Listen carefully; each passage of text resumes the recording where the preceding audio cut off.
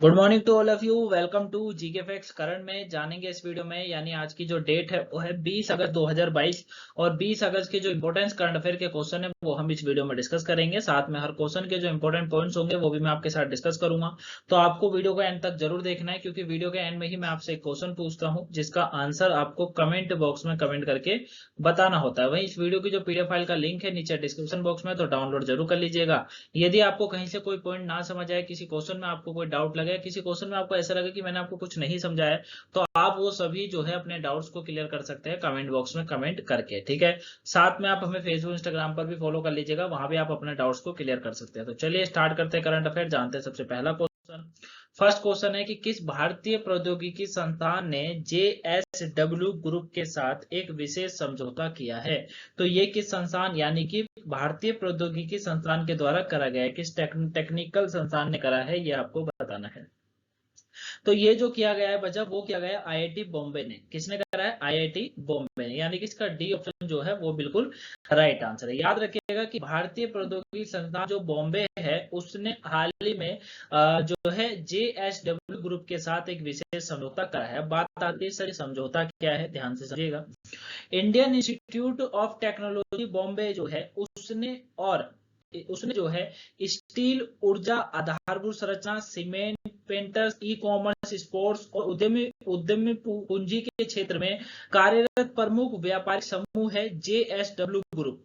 इसके साथ जो है स्टील उत्पादन के लिए भी भारत में अपनी तरह का पहला अत्याधुनिक JSW टेक्नोलॉजी हब स्थापित करने के लिए यह समझौता किया गया है दोनों के बीच में। ठीक है, विशेष समझौता है। किस किस के लिए है? देखिए, JSW जो ग्रुप है वो cement, painters, e commerce, sports और उद्यमी पूंजी के क्षेत्र में कार्यरत है, प्रमुख व्यापारिक समूह है JSW। इसी के साथ समझौता करा है आईआईटी बॉम्बे ने और इसी क्षेत्रों में करा गया है। ठीक है, ये आपको याद रखना है, इसका डी ऑप्शन बिल्कुल राइट आंसर। नेक्स्ट क्वेश्चन की बात करेंगे। निम्नलिखित में से किस बैंक ने वीजल आंटी अभियान की घोषणा करी है? तो वीजल जो आंटी है, इस अभियान की घोषणा किसने करी है? HDFC बैंक के द्वारा करी गई, यानी कि इसका डी ऑप्शन जो है वो बिल्कुल राइट आंसर है। याद रखिएगा, HDFC बैंक ने लोगों में सुरक्षित बैंकिंग की आदतों को बढ़ावा देने के उद्देश्य से एक अभियान शुरू करने की घोषणा करी है और इस अभियान का नाम ही होगा विजिल आंटी। क्या होगा? विजिलेंट। अरे क्यों करी गई है? करी गई है लोगों में सुरक्षित बैंकिंग की आदतों को बढ़ावा देने के उद्देश्य से। HDFC बैंक, क्योंकि काफी लोग होते हैं कि वो जो है बैंकों के जब कोई चीज अपनी कोई भी डॉक्यूमेंट होता है, कुछ OTP होता है, तो वो शेयर कर देते हैं। उनको लगता है कि बैंक से कॉल आया तो वो बैंक समझकर ही शेयर कर देते हैं और उसके बाद उनको काफी चीजों का सामना करना पड़ता है। तो ये ना करना पड़े इसीलिए करा गया है। डी इसका बिल्कुल राइट आंसर है, HDFC बैंक ने करा है। नेक्स्ट क्वेश्चन की बात करते हैं। नेक्स्ट क्वेश्चन है कि हाल ही में लद्दाख में स्थापित है त्रिशूल युद्ध युद्ध स्मारक पर 70 फीट ऊंचा राष्ट्रीय ध्वज स्थापित हुआ है। त्रिशूल डिवीजन जो है की स्थापना कब हुई थी? तो त्रिशूल डिवीजन की यहाँ बात हो रही है। अक्टूबर 1962 की डेट आपको याद होनी चाहिए। डी इसका बिल्कुल राइट आंसर है। 1962 में भारत के केंद्र शासित प्रदेश लद्दाख के लेह जिले में जो है कारु सैन्य स्टेशन में है त्रिशूल युद्ध स्मारक। क्या है? त्रिशूल युद्ध स्मारक। और 70 फीट ऊंचा मस्तूल राष्ट्रीय ध्वज को जो है यहाँ पर स्थापित किया गया है अभी। ठीक है ना, ये आपको याद रखना है। लद्दाख में स्थित है त्रिशूल युद्ध स्मारक, जहां पर ये हुआ है। अक्टूबर 1962 में इसकी स्थापना करी गई थी। डी इसका बिल्कुल राइट आंसर है। क्लियर हो गया? इमेज में भी आप देख सकते हैं। नेक्स्ट क्वेश्चन की बात करेंगे। किस लिए सूचना एवं प्रसारण मंत्रालय ने भारत और पाकिस्तान समेत 8 यूट्यूबर चैनलों पर प्रतिबंध लगा दिया है? तो ये किस पे? ये दुष्प्रचार के कारण लगाया गया है। बी ऑप्शन बिल्कुल राइट आंसर है। ठीक है, याद रखिएगा। देखिए, चाहे हम लोग भारत में बात करें या पाकिस्तान में तो चलो ठीक है, लेकिन अगर पाकिस्तान से छोड़कर अगर भारत में भी बात करें तो भारत में भी कई चैनल्स ऐसे लोग बना लेते हैं जिसमें दुष्प्रचार होता है। दुष्प्रचार मतलब गलत चीजों को उसमें दर्शाया जाता है, गलत चीजों को दिखाया जाता है। आपने भी देखा होगा कि आपके मोबाइल के नोटिफिकेशन में कई कई बार आपको ऐसी चीजें देखने को मिलती है कि उसका निधन हो गया, इसका निधन हो गया, जबकि ऐसा नहीं होता है ना। मतलब ये सारा जो गेम होता है ना, आपको पता होगा या नहीं पता होगा ये मुझे नहीं पता, लेकिन मैं समझता हूँ बहुतों को नहीं पता होगा।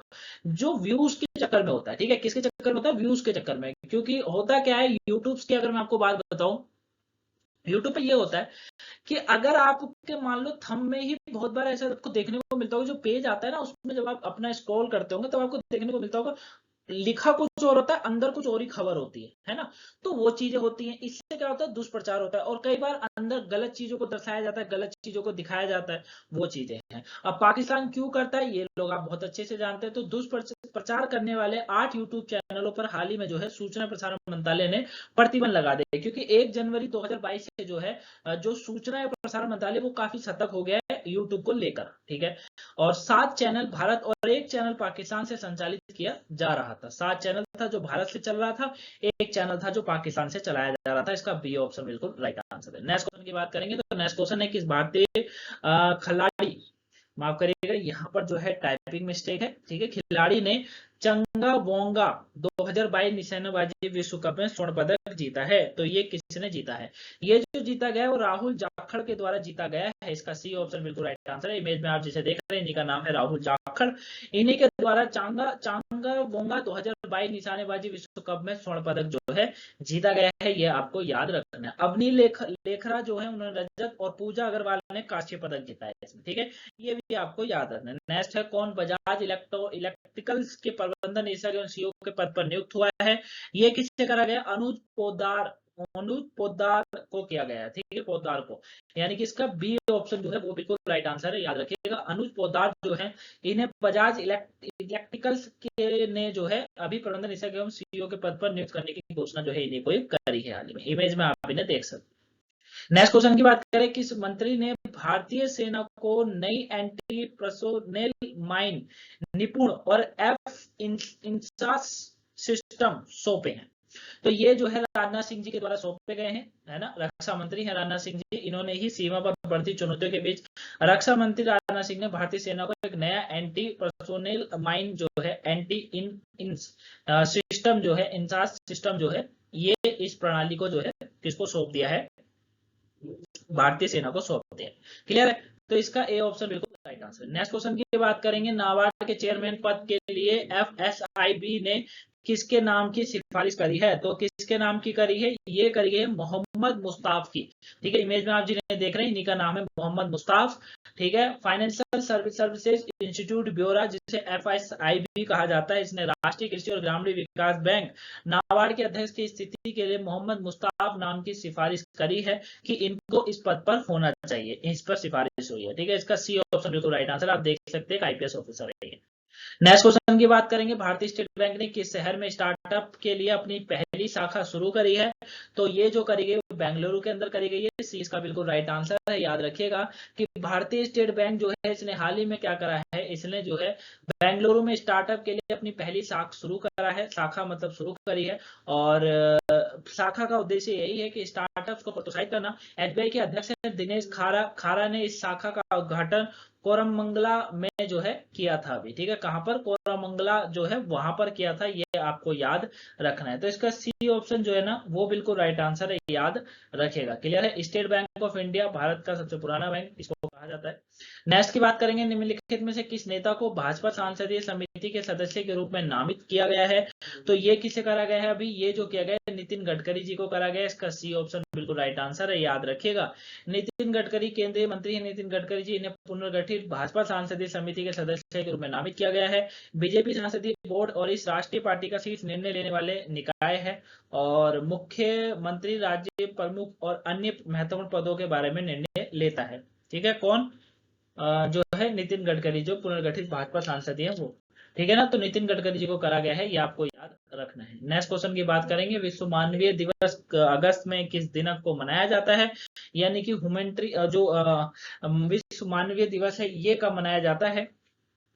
तो ये जो मनाया जाता है वो कब मनाया जाता है? 19 अगस्त को मनाया जाता है। इसका ए ऑप्शन जो है वो बिल्कुल राइट आंसर है, याद रखिएगा। विश्व मानवता दिवस एक अंतरराष्ट्रीय दिन है जो मानव कर्मियों की पहचान करने के लिए जो है समर्पित है और जिन्हें मानवीय कारणों से काम करते हुए अपनी जान गंवा दिए हैं उनके लिए इस दिन को मनाया जाता है। इसका ए ऑप्शन बिल्कुल राइट आंसर है, 19 अगस्त। नेक्स्ट की बात करें, दुनिया भर में विश्व फोटोग्राफी दिवस किस दिन मनाया जाता है?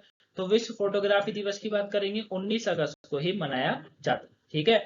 हर वर्ष 19 अगस्त को विश्व फोटोग्राफी दिवस के रूप में मनाया जाता है। विश्व फोटोग्राफी दिवस उन सभी फोटोग्राफरों को समर्पित किया गया है जिन्हें अपनी कला से दुनिया की खूबसूरती का कैमरा पिक्चर में कैद किया, ठीक है।